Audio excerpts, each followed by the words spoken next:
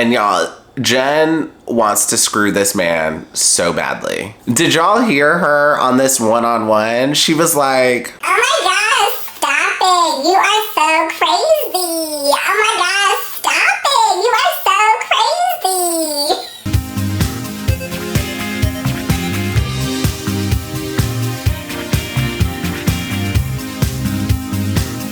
Hi everyone, my name is Dimitri and welcome back to DimitriTube, The Bachelorette, Night 3. Let's talk about it. As always, if you're enjoying my videos, please go ahead and pound that like button, pound that subscribe button, and ring that notification bell. I'm a growing YouTuber and like subscribes really help me out. Just one quick thing before we get started. I apologize beforehand if this video comes out a little late. This is just a really busy time of the year at my job. But just now, I'm trying to get you these videos as quick as I can. The episode starts and we get a one-on-one with Spencer and Jen. And for the date, they go on a helicopter and they get to see a lot of sights in Australia and they get to see some gorgeous beaches. It's not like this nasty East Coast water we got over here. And in my opinion, Spencer is very attractive. He's like a corny dad type of hot. Like, I would consider Sam M or Sam N to be sexy, but Spencer is just like very cute, but in like a corny dad type of way. Does that make sense? If somebody else can word this better, like, put it in the comments. Like, when I see Spencer, I think, oh, he's very cute. I don't necessarily think sexy. And that is not a read, that is not a bad thing. These are just the different options that Jen has. Then we move on to the night portion. Spencer looks amazing in a suit. I love to see a well-dressed guy in a suit. And Jen serves us this pink number. This dress is really cute, but I will admit, I do not love this shade of pink. It's like a very dark pink, and I just don't really care for it.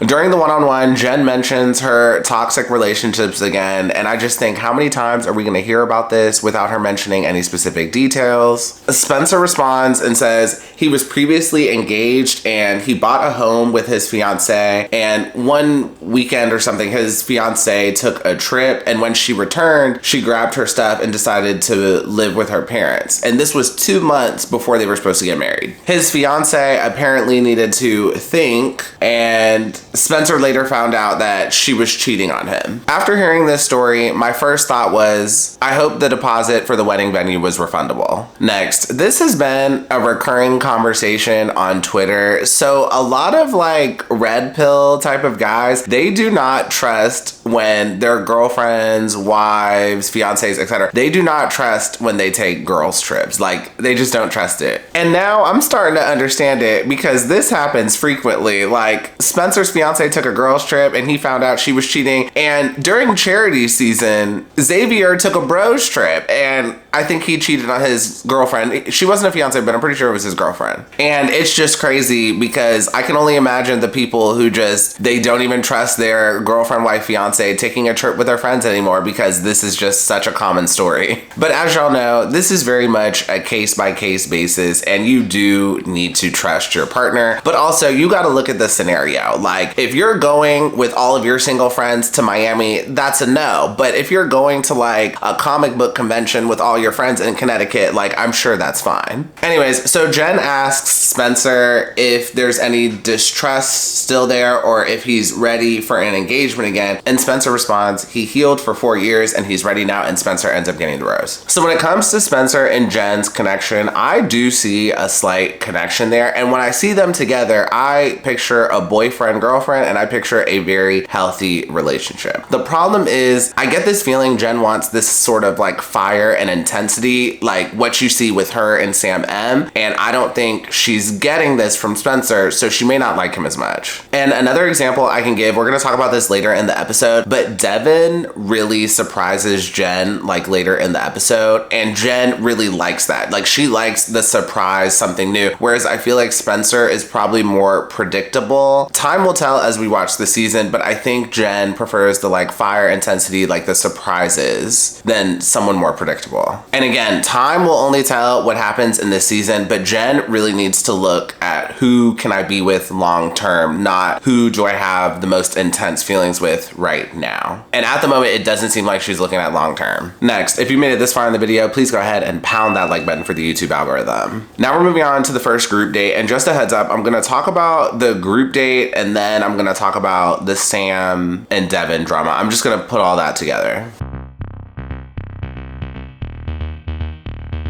Yep, it's that time. Outfit of the episode. For this week's outfit of the episode, I'm giving it to Jen on the second group date. Honestly, the outfits this episode weren't all that, but I really thought this dress was cute. She serves us like a cream mini dress and she pairs it with a really cute heel. The only read that I do have is I wish she would have worn a necklace with this. A necklace really would have taken it to the next level, but she didn't. So for the group date, Jen brings out the Thunder Down Under, which is like a bachelorette party strip male review. Is that what you call it? That sounds right. And immediately after that, we got 2 red flags. And the first one was from Dylan. Dylan says, I actually have seen male strippers before. And y'all, that was just so sus. I don't know if y'all caught that, but that was very sus for him to say. Like, Dylan, what scenario were you in that you've seen male strippers before? Like, in America, like, to me, male strippers are really not that common. Like, women's strip clubs are everywhere, but men's strip clubs, like, why were you in this situation? I have questions. And then immediately after that, we get another red flag from Sam M, and he says, there's really not anything I won't do. I have no shame. Sir. After that, the guys are practicing their newly learned stripper moves, and when they were doing, I think it's called the dolphin dive, like they were practicing this, I was like, oh my god, somebody is gonna break their arm. And 2 seconds later, Sam N hurts his wrist. So after that, for the challenge, all of the guys have to put together a short routine and perform it for a live audience, as well as Jen and 2 Australian previous Bachelorette sisters. And y'all, overall, the guys killed it. They did such a good job, except Sam N. Other than him, they all did amazing. Like, literally, just get up there, have fun, and sell it as best as you can. And that's what they all did. And this group of guys in general is just really fun. Like, I cannot wait to see 18 of them in paradise. And just 2 things I want to point out. Sam N has a total meltdown. He is like freaking out before his performance, yada, yada, yada. So then when it's his turn, he gets on stage and then he just tells Jen how beautiful she is, and he says he's like falling for her or something. And y'all, the moment he grabbed that mic, I was like, Next.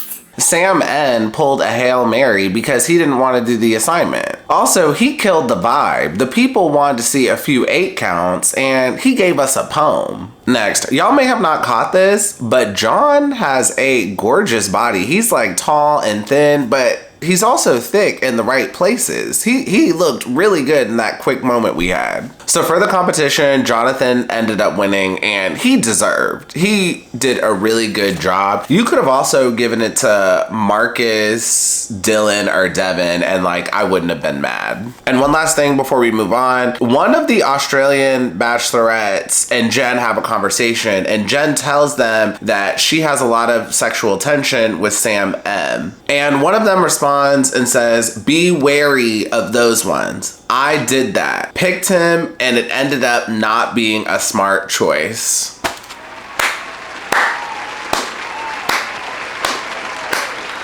Thank God someone told her this. Thank God someone told her that Sam M is possibly not the one and you want to check out all your options. Thank God someone told her. But now the real question is she actually gonna listen? After that, we move on to the night portion, and Devin is wearing the ugliest shirt. Actually, he wore 2 of the ugliest shirts I've ever seen. And Jen's outfit is very mid, but I did think her earrings were really cute. The first one I want to talk about is with Jonathan and Jen. Jonathan and Jen have very good chemistry. This is similar to her chemistry with Spencer. This is like boyfriend, girlfriend energy, healthy relationship energy. Like, there's some sexual chemistry there, but it's not like the energy she has with Sam M. Next, we have a one-on-one with Devin and Jen. Devin talks about how he used to be overweight and dancing half naked was really tough for him. And Jen is genuinely shocked. I was shocked too. I did not think this is where the conversation was gonna go. So here's the thing about Devin. He's just very complex. Like, yes, I find him very annoying, but at the same time, he can also be very charming. And in this moment, he was very charming, and I like this moment he had with Jen. And Devin and Jen do have chemistry, but personally, I think she has more chemistry with some other contestants. Also, I think Devin may just be a little too goofy for her. Next, let's talk about Sam N. He has a moment with Jen, and this moment was very sweet. He talks about how he overthinks, and he admits he may have overdone it by saying he thinks he's falling for her. And on a previous review, I said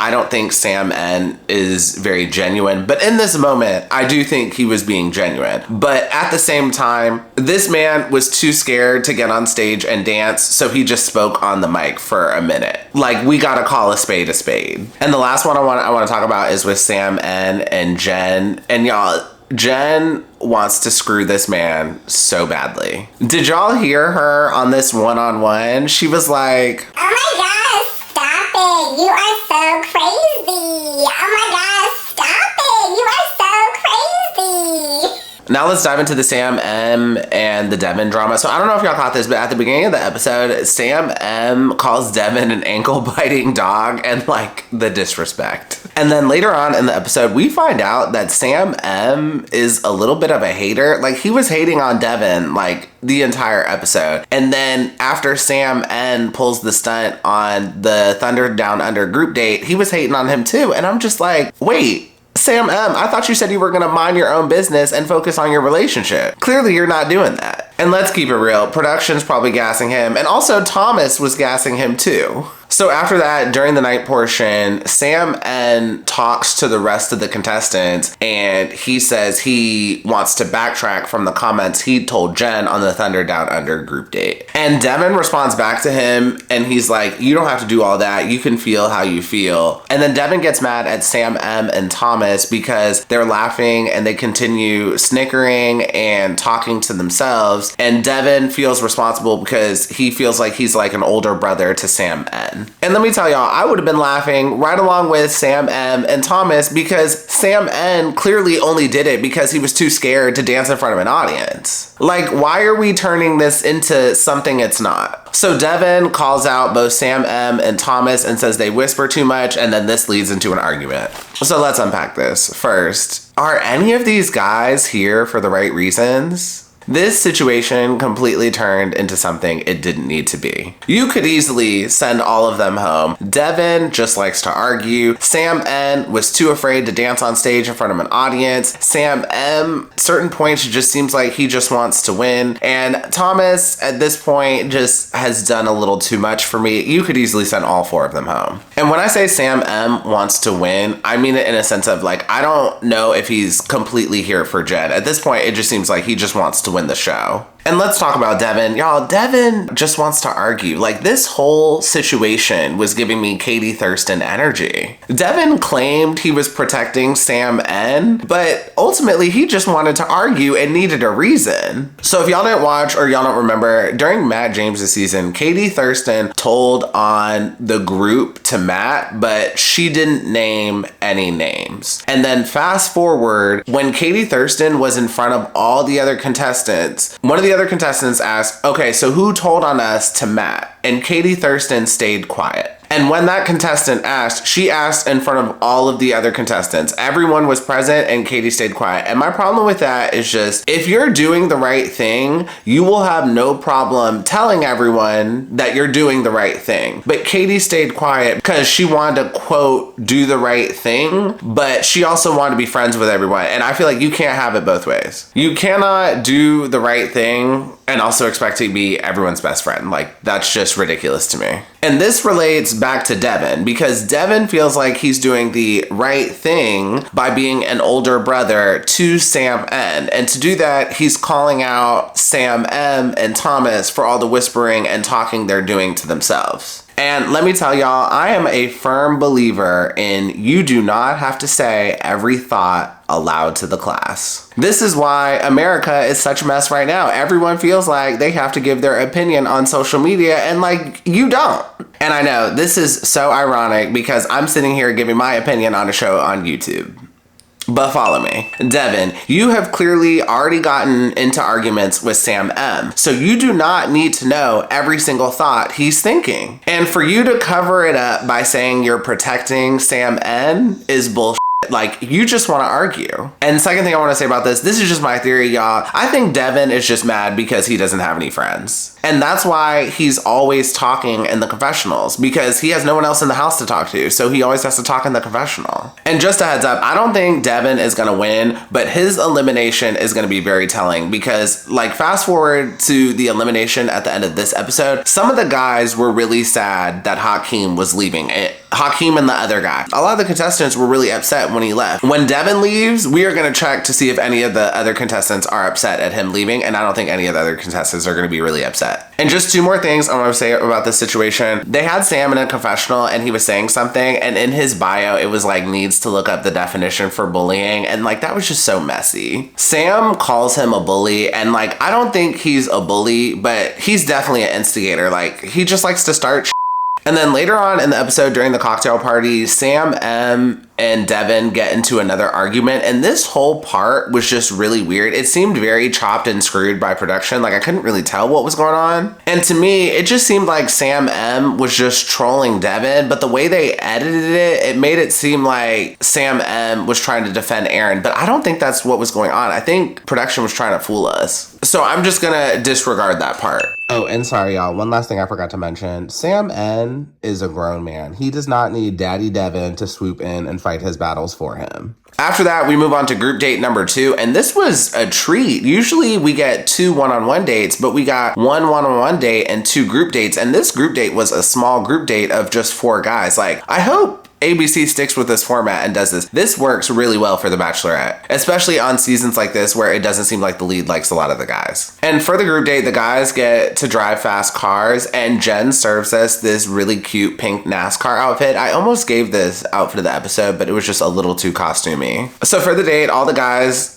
get to race cars and they do a competition, and this was just a really cool date. I would love to do this. But this is also a very guyish type of date. And during the race, Jeremy purposely stops his car so he can have a moment with Jen and they can make out a little. And that was just so smart and so strategic. I love that he did that. And Austin ends up winning the group date. Sidebar, Austin is very hot. Question, let me know below in the comments. Do y'all like mullets? Do you like them? Do you not like them? Are you indifferent? Let me know below in the comments. So I do not mind them. Some people absolutely love them. For me, I don't really care for long hair on guys, but when it comes to hair, as long as it's like neat and clean cut, I really don't care. Just as long as you don't look homeless or it looks like you never wash it, I'm probably cool with it. Then we move on to the night portion of the date. Jen's outfit was cute, but it was also a little grandma. And I don't know if y'all caught this. I think she was having a one-on-one with Jeremy, and Jeremy asks her how she felt about the date, and she says, it felt nice to be out of a dress for once, and that was just so real. And Jen, I get it. Wearing the dresses can be exhausting, but you can put on pants when you're back home in New Jersey. I need to see gowns every week. Anyways, moving on to the one-on-ones, and we're just gonna talk about Aaron all at once. Aaron and Jen have a one-on-one. The one-on-one went fine, but they really do not have a connection. And then we find out earlier in the episode that Aaron got a call from the Air Force and he needs to go, but he contemplates staying if they have a possible connection, but if not, he's gonna go and do his Air Force thing. And also, the Air Force thing really didn't make sense because for him to get his slot, he was supposed to report back by tomorrow. And if he was supposed to report back by tomorrow, that means he would have to get on a flight that day. Because y'all, a flight from Australia to LAX is at least like 16 hours. So he wouldn't have had time to really hang out there and go on another date. Anyways, later on, he ends up not getting the group date rose, and for him that would have been a reason for him to stay, but since he didn't get it, he decides to leave. So he has a one-on-one with Jen during the cocktail party, and he tells her he's leaving and going to become a pilot. So before he leaves, he tells Jen some of the guys aren't here for the right reasons, and he doesn't name any names. He just gets in Jen's head, and I'm like, bruh, you could have just went home. Like, you didn't have to do all that, but I'm pretty sure production encouraged him to do it. But thank God Aaron got sent home. Perfect. I was very tired of him. And also during the cocktail party, we get a one-on-one with Jeremy, and Jeremy is my favorite contestant this season. So he's hot. We actually got to see a little bit of his body at the beginning of the episode, and he has my favorite personality this season. It's definitely between him and Dylan, but I definitely prefer Jeremy's personality a little more because I just prefer more of a type A personality, and that's Jeremy, whereas Dylan's more chill. Like, Dylan's great, but I prefer a more type A versus a chill. And Jeremy and Jen have a great conversation. Again, I'm seeing more boyfriend-girlfriend energy here, more healthy relationship here, but I just don't think she likes Jeremy that much. I just feel like there's other guys she likes more. And that's not surprising because usually the guys I like the most, the leads usually don't. And just a few more things to wrap up the review. We move into the cocktail party and Devin and Jen have another one-on-one, and it's actually a really good one-on-one. I don't remember what they talked about, but in general, Devin and Jen have chemistry, but I just don't see them being a good match in the real world. Like, yes, in this Bachelorette fantasy world, it's fine, but once they go into the real world, I'm like, I don't think it's gonna work. Devin is just a bit too goofy, and then when they go into the real world, she'll see how obnoxious he can be with other guys, and I don't think she's gonna like that. Next, when Sam M and Devin were arguing again, Spencer has a huge outburst and he tells everyone to STFU, and that was just really shocking. I was very surprised that came out of Spencer. Very out of character for him. And finally, we move on to the rose ceremony and Hakeem and this other guy gets sent home. I don't know his name. Somebody put it below in the comments. I really don't know. But Hakeem was definitely the upset. I really wish Jen had kept Hakeem over Sam N, but Sam N continues to give a storyline, so here we are. And that is the end of the episode and the end of this review. If you enjoyed this review, please go ahead and pound that like button, pound that subscribe button, and ring that notification bell, and I will see you all next time. Have a good one. Bye.